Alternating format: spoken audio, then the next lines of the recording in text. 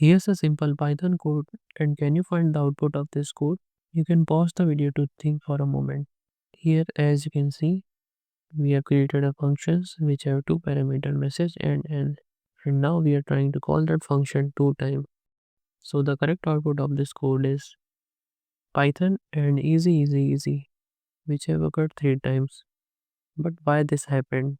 Let me explain. So first, when this function was called, here as you can see, we haven't given any value of n here.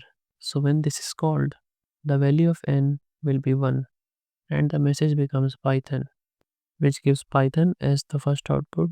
And then when we called it the second time, we also have given the value of n here. As you can see, it's 3. And when this is run, the value of n is overwritten to 3.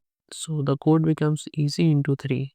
And when a string is multiplied by an integer in Python, it is replicated that times, which gives the output easy.